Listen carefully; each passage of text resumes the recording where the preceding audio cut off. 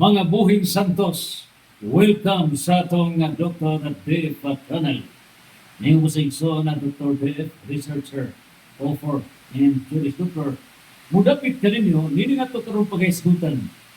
2026 distorted budget. Doon na ba'y loophole? Doon na ba'y problema sa 2026 budget? Kaya naman, sa 2025 budget, gitawag kadto nga labing controversial nga budget sa panid sa kasaysayan sa nasod ng Pilipinas, which was questioned, very scandalous. Now, nining putuha karon, if we recall sa tuwa karon nga 2025 budget with 6.326 trillion pesos. Ang atong 2025 budget na to, miabot og 6.326 trillion. Pero atong tanawon, ang projected income sa 2025 was only 4.520 trillion pesos. In other words, dunay deficit, dunay alkansi nga 1.806 trillion pesos. Again, ang 2025 budget was 6.326 trillion. Ang projected income supposedly is 4.520 trillion.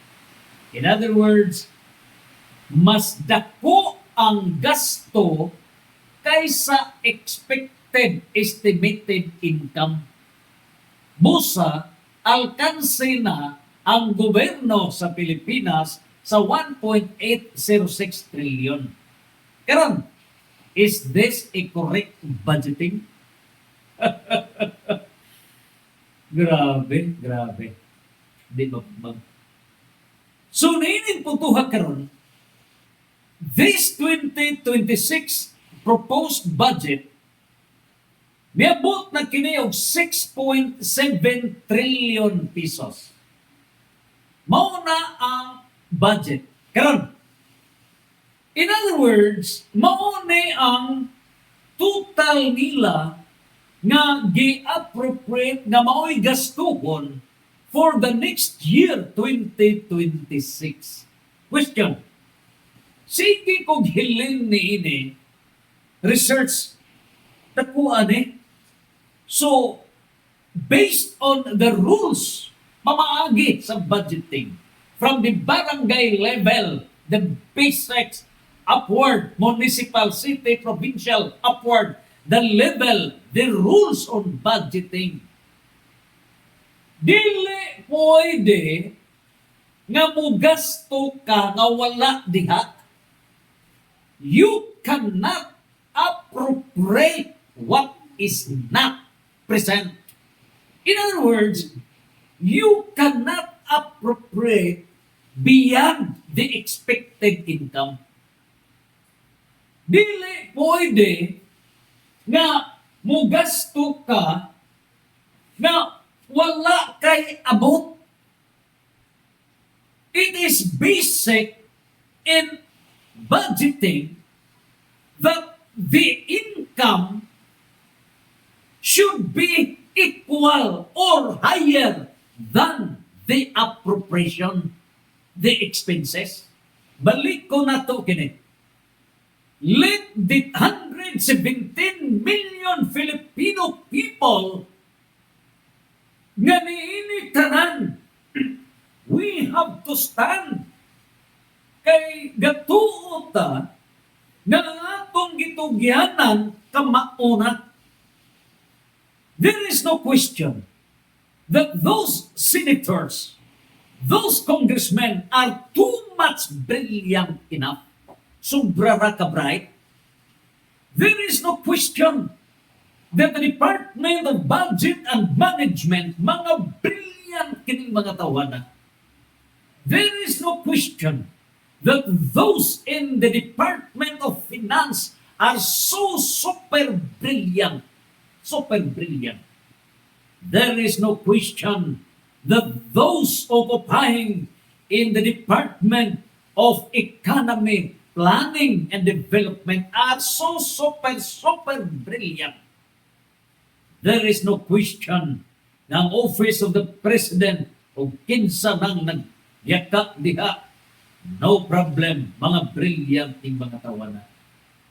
But remember, in the book of 1 Corinthians, chapter 1, verse 27, ngadto sa niya atong basahon nato. Kay dunay warning nining mga bride, dunay warning nining mga bride. Kay kining mga bride niining kalibutan na tambaloklo sa langit. Way hinungdan, binugo sa langit. Giwarningan kini ni San Pablo nga ang mga bride niining kalibutan balangguno sa langit. Balangguno sa langit. Ni kini 1 Corinto 1:27. Unsay giingon ni San Pablo? Gituyo pagpili sa Dios ang giisip sa mga tao nga walay kapuslanan aron pakaulawan ang mga maalamon, o gipili sa Dios kadtong giisip nga huyang aron pakaulawan ang mga taong gamhanan. Gipili sa Dios ang mga sinalikway ug mga tinamay niining kalibutan, ug ang gipakawalay bilis sa mga tao aron paghimong walay kapuslanan niadtong mga tao nga giisip nilang mahinungdanon. It is an admitted fact based on 1 Corinthians chapter 1, verse 27 ngadto na sa 29.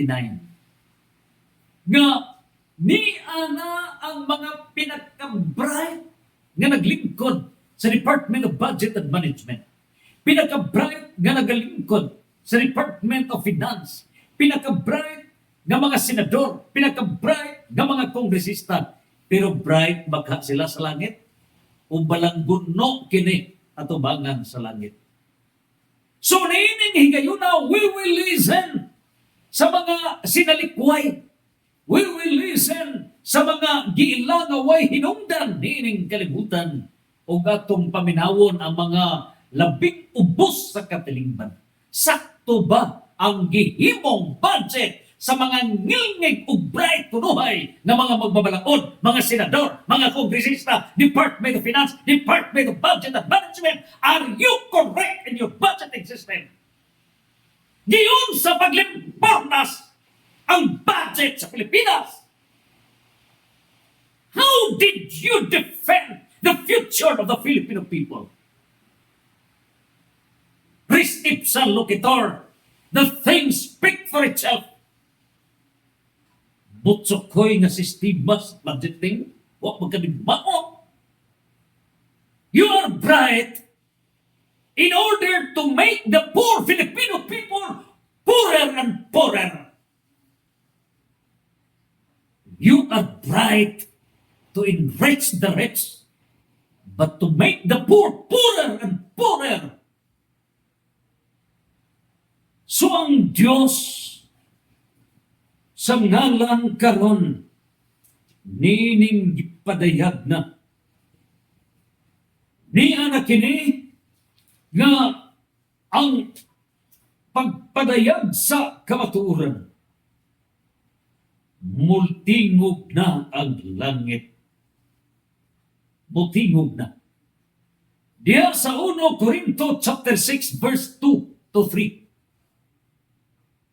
Mingon si San Pablo, 1 Corinto chapter 6 verse 2 to 3. Let the people of God shall judge Ang katawhan sa Dios mo na hukom. Kaninyo nga naa sa gobyerno, giunsa ninyo paghimo budget sa nasod ng Pilipinas, wa man kanimao distorted budget. Butsokoy nga budget. Wa mo man kanimao. And we tried na kami misalig. We are speaking on behalf of the poor Filipino people. Now, the Filipino people have to speak the neglected Filipino people. Unsay sayo sa gibanghimo nga budget di ararani ay bantog ra kay inay unta mo suap ang Pilipinas, tikakob ang Pilipinas. Wrong system sa inyong pag-budget. Wrong. You have a wrong system. Very basic in budgeting. You cannot appropriate more than the estimated income. Very simple, very simple. Dili ka makapataka o gama diha budget nga sobra sa estimated income. That is basic sa budgeting. Pero unsa nahitabo sa Pilipinas, tira pasagad. Tira pasagad. Ano lang ta sa 2025, di sa tamuditso sa 2026. Ang budget sa 2025, 6.3 to 6 trillion pesos. Unya, ang expected nga projected income was only 4.520 trillion pesos. Dunay deficit alkanse nga 1.806 trillion pesos. Karon ang pagkutana, is it correct? Wrong. Wrong. So tungod kay wrong na daan ang formula, wrong sad ang pagpadagan sa gobyerno. O kay wrong ang pagpadagan sa gobyerno, inay unta ta maglumba padung pagpasakas sa taas, improve, lumba ta pagtiglom sa ubos. Wrong system, wrong. This is mismanagement. Mismanagement. Nganong naingon tanini, tungod kay Brian kaayo ang naglingkod. Maunay nangingon diha sa 1 Corinto 1:27 ngadto sa 29. Wa magkanimao, bright rat pero amaw sa langit. Amaw sa langit.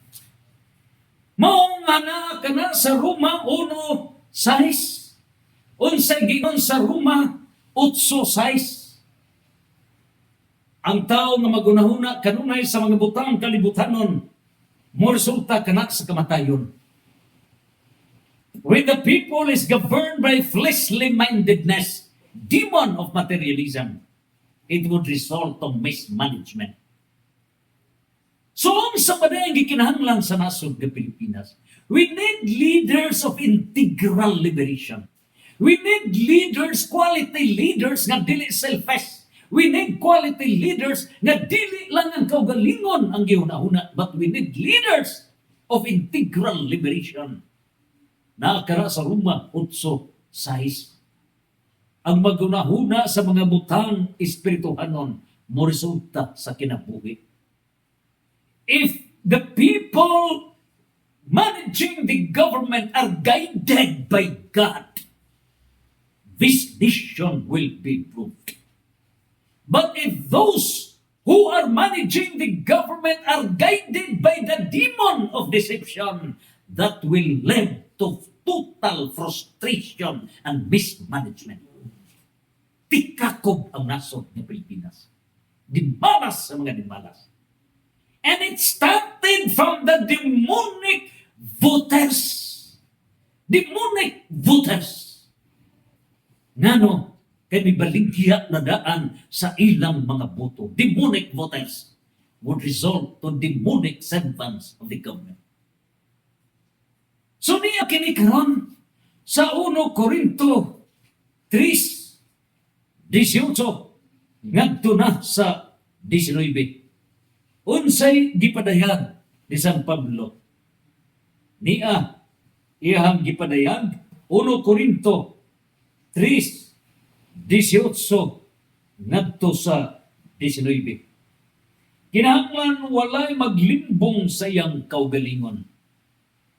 Kung ang usa ka ninyo nagunahuna nga malamon siya, sumala sa sukdanan sa kalibutan, kinahanglan nga magpakahungog siya aron mahimog kayod siyang maalamon. Kaya ang giisip niining kalibutan nga kahibalo binuang alang sa Dios. Bitkon sa Dios ang mga makinagmanon pinaagi raw usab sa ilang kaugalingon nga kahibalo. Kadtong bright nining kalibutan, bitkon rasad na sa langit ug tinuod mo mong bright. Kaya ang tinuod nga bright niining kalibutan mao ang paghatod sa katawhan nga mga himong bulahan. Pero bright ka, top-notcher ka, pero ang gihimo nimo nakapadaot ka, nakapahunlak ka sa katawhang Pilipinhon, bugo ka sa mga bugo, tambalok ka. Wa kay nungdan, bugo ka. Gisian ang imong diploma, useless ang imong diploma, useless. Wa kay hinungdan, pahawak sa gobyerno. You have to step down. So nainin puntuhan karon unsa pa nahitabo? Balik ka sa 2026 budget, 6.7 trillion pesos ang appropriation. Unya, pila sige ko pangita ni ini. Ngano man nga 6.7 trillion. Unsa ba day ang gastuhan ni dera? Be, atong i-present. Budget 2026. Ni ara ang ilahang giplano. Giusab na nila. Naa diri ang top 10 departments. Kaysa 2025, ang number 1 nila, mao man ang Department of DPWH, Department of Public Works and Highways, which is in violation of the 1987 Constitution. The Constitution provides first ranking mao ang Department of Education. Karon ilan ang gisunod. So ang Department of Education na ay 928.5 billion. Second place kunuhay ang DPWH nga 881.3 billion. Third place kunuhay ang Department of Health 300 billion. Layo ra 1/3 ra ang health nga budget ikumparar sa education, which is only 320.5 billion. Ang defense is 299.3 billion. DILG 287.5 billion. Unang agriculture, mao tay pinaka-importante nga food is medicine. Ang atong agriculture nga expand kining pagkaon daghan in taong mga idle lots. Wa ni ma-develop kini mga areas gipasagdan. Di ata gipasagdan gihapon ang atong agriculture. Only 239.2 billion. Labing ubos na ang agriculture. Ang social welfare, DSWD, 227 billion. Transportation is 198.6 billion. Judiciary, 67.9 billion. Labor and employment, 55.2 billion. Kung imong tanawon kini, it seems nga sakto mamura man eksakto, tanawon na to. Karon, kung imong analisahon, niini karon nga distribution of the budget, ang kini karon nga social services, ang social services na ay 34.1%. Labing dako ang social services. 34.1%. Samtang ang economic services, di ara siya sa secondary. 27.5%. Sa ito pa, ikaduhara ang economic. Giuna ang social services. Unya, ang general public services is only 17.7%. Samtang kining lain usad kining utang pagbayad kunuhay sa utang na ay 6.3%. Pangutana, niini tanan nga gipresent nga budget for the 2026. Regardless kung giunsa ninyo ni. Well, good nga education may giuna. Pero niining puntuha between the social services should be debated upon. Unahon ba ang top ang social services o unahon ang economic services? Mauna ang angay debatihan sa mga magbabalaod because it is a matter of policy. It is a discretionary power of legislators to debate on the issue kung unsa bay most o highest priority. Kay kung ugaling, it is an admitted fact na gikinahanglan iuswag ang economy sa atong katilingban. Then, the budget for the economic services should first be prioritized. It includes agriculture, mga panginabuhi sa ato nga mga kaigsunan. So, secondary ra siya. In other words, this budget is not expected to solve the economic problems of the country. Secondary ra gihapon. And therefore, kanang socio-economic transformation na mao gyud target nga wala na'y pulubi sa nason. Meaning, nga maka-income na ang mga Filipino nga moabot na ta sa middle class society per family, not less than 24,000 ang income per family. Do not expect na matuman na with this budget. Do not expect. Do not expect na wala na'y pobre. No, with this budget. Dili gyapon. Na secondary ra ang economic aspect. So ang gikinahanglan mao pag-priority. The theory now is enrich the people in order to enrich the government. Unsaon ba pagpadato sa katawhan? That is economic services. This is now addressed to all the legislators if you still survive. Kung tagaan pa mong panahon sa Diyos, kung tagaan pa mong chance. But I believe loss of public trust na ang katawhan. No more. Goodbye, goodbye. You have no more chance. What makadima ko? Res ipsa loquitur. The things speak for itself. Timbalong, timbalong. So, nining tanan nakita ang defect.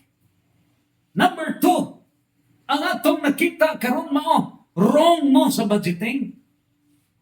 Pataka mo og budget nga expenses nga ang estimated income utangan og 1.8 trillion. Ang saon man ninyo na? So, timbalong. Mao na nga ang presidente mangay kay mag-loan. Mo-loan ka na unexpected. Imagine. Gadagan ang gobyerno nga way klarong destinasyon. Asa ka? Gadua-dua tanin eh. Kamong taga-DBM, kamong taga-daadha sa mga expert. Bright, pero nagkatarantado ta sa atong kahintan. Maayo pang barangay level, maayo pang municipal, city, provincial level, kaya naapay plaster na sistema sa budgeting. You cannot appropriate beyond the expected income for the ensuing year. Pero kita pataka ta og gas estimate, present, gamao ni expenses, pero na deficit na ita, di mao ang atong estimated income. So ato ka nang gihiling karon. Di ara ang dokumento gikan sa Department of Finance. Di ara. Ni adere ha? Sa Department of Finance unsa bay gipadayag niini. Niya ang presentation sa Department of Finance, Table C.1, Revenue Program by Source 2024 to 2028. So niya ang mga projected income. So karon sa 2025 human naman na ato nang gipresent. Karon ang projection nga income sa 2026 diri sa revenues, tax revenues, ang atong mga income nabahin kini main nga income mao ang tax revenues. So tax revenues niay income tax, ni atay taxes on property, naa sa tay tax on sales tax, na lihat ang sales tax. O diya napagkatayuban nga trade and transactions. So kana mo'y pinaka-basic na to. Gawas pa niini, so niya karon ang maong mga projection sa tax revenues expected o projected na income sa 2026 is 4.633 trillion. Sa tax revenues na 4.633 trillion. Ang non-tax revenues, kining non-tax revenues, dili na collected sa BIR o Bureau of Customs, di rin na collect sa mga departments, sama sa nagkadaiyang mga departments, no?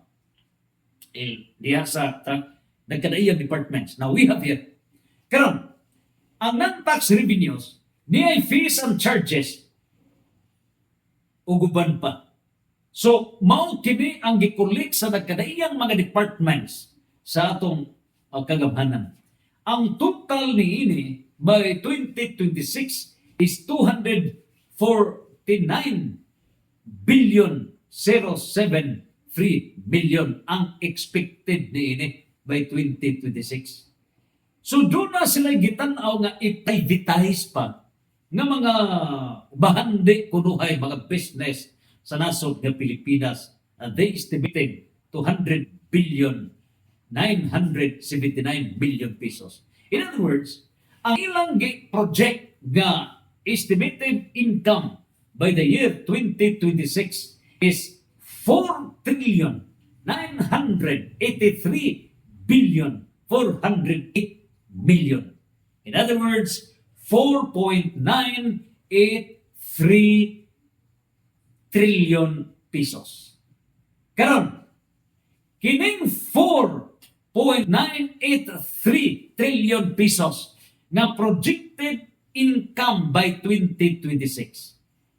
Mao na ato ang ikagarantiya nga abot nato estimated na by 2026. Naman tay National Internal Revenue Code. Nining puntuhan ang pangutana, nag-budget ang atong Congress og 6, of course, from the President. So, ang President niya na, magpasa na siya budget, para i-consider deliberate sa first sa lower house o gadto na sa upper, diyan mismo sa Senate. Nining puntuhan karon, do na tay deficit na 1.71 trillion pesos. Pangutan na, is this correct? Timbalong na daan. Timbalong. Dili.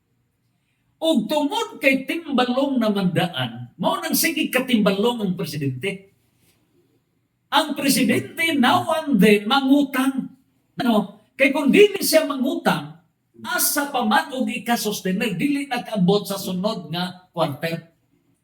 Mao na nga si BBM, ang utang niya miabot na og 4.56 trillion in a span of 3 years gikan sa July 2022 hangtod na sa July 2025. So nagkamuritsing, nagkabuang, pastilan pagkaluoy. So ngano defectuoso na daan, very defective. Unya, bisan pa og atong i-cover up ang projected income sa 2027 nga 5.091 trillion. Bisan pag atong i-cover up ang projected income sa 2028 nga 5.612 trillion, dili gyapon mao ang atong budgeting. Ngano? Lagpas ta sa atong kagastuhan. Busa, bagsak na daan ang formula. Bagsak na. Now, nining tanan, asa man ta kakitag tinuod nga sistema? Ang solusyon ni pahuway ra mo. Pahuway. Res ipsa locator. Wa na mo makadima mo. Wala na. Ayaw na paabutan nga ang mga tao mo alsa ng tanan. Because mind you, government, mind you, we are now speaking on democracy. We speak on a democratic form of government in political science. Ang democracy is divided into two: direct democracy and representative democracy. Ang representative democracy, mao na gitawag og republic, meaning representing the people. So, nganong republic, tungod kay ang kauhan, dili sila mo'y mangunay pa-manage sa gobyerno. Kundili, the people elect those who will manage government. But that republic, but that representative democratic government is proven futile, useless, nonsense. Res ipsa locator. Why inundan? Question: is there a possibility nga ang katawhan na mismo mangunay direct democracy, wala na'y tugyanan nila nga mulingkod sa gobyerno? No more. It's the people themselves as leaders, united leaders. Sila na may muda sa gobyerno. They will soon withdraw their power. And it's the people, every Hebrew individual, dili Filipino, butsokoy ang identity sa Filipino, way buot. Ang Filipino traidor, ang Filipino way buot, ang Filipino mubaligya sa iyang boto, ang Filipino Judas Iscariote, ang Filipino butsokoy. And now the rise of the new identity. It's not Filipino, but by blood, we are Hebrew people. Mga Hebrew ta. And we will prove that we are Hebrew people. Balaan nga nason. The Hebrew people will now directly manage the government. Kung niining puntuha, direct democratic management of the government. So niining puntuha karon, unsa bay mahitabo? Anhin ato pamatud-an nga niini karon dili na kinahanglan nga mangutang pa. Dili na kinahanglan na mangutang pa.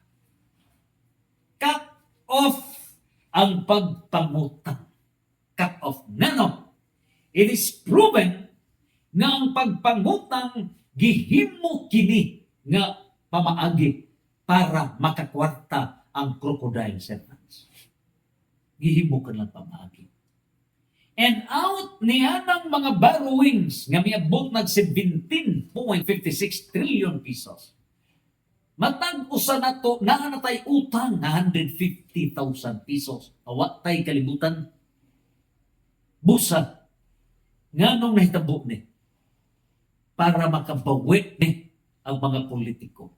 So they are not after of the welfare of the Filipino people. Limbong ang nahitabo. And the worst of all the worst, while we have niini karon nga 4.56 trillion so far as sa July 2025. I-total og 17.56 trillion pesos na utang. Subok kay proven by mga testimonies niining tanan with DPWH Orban pang mga ipadayag na. Pinasikan sa Mayor's League for Good Governance, pinaagi ni Mayor Benji Magalong. Namapatudan na only 22% ang gidapat sa projects. Grabe. 78% tikako sa crocodile servants. Ug mao ni nang kita po. Mao na nga in the divine government, bag-o ng gobyerno sa Dios. Wala na'y crocodile. No more utang, no more. The people ang Generation Z, gikan sa Generation X, Generation Y, Generation Z, Generation Alpha, barug na ang tanan. Everyone shall be a leader. Everyone is a leader. Wa na hinungdan. No more elections. Ang eleksyon, satanism, demonic ang mga paghinpo. So meaning tanan by the guidance of the Holy Spirit, direct democracy. Direct democracy. Wa na'y labaw, equal ang tanan. Unya, with the guidance of the Holy Spirit, equal ang tanan. Mas madato ang naso. Mas madato. Ang nakapundoy sa Pilipinas, ang ato rang demonic opportunism, kigibaligya ang nason every election. That's first cause na pordoy. Ikaduha nga na pordoy ta. Sa libagjaw, even in the budgeting wrong system, tikakog ta, tikakog. Mismanagement nakapordoy sa nato.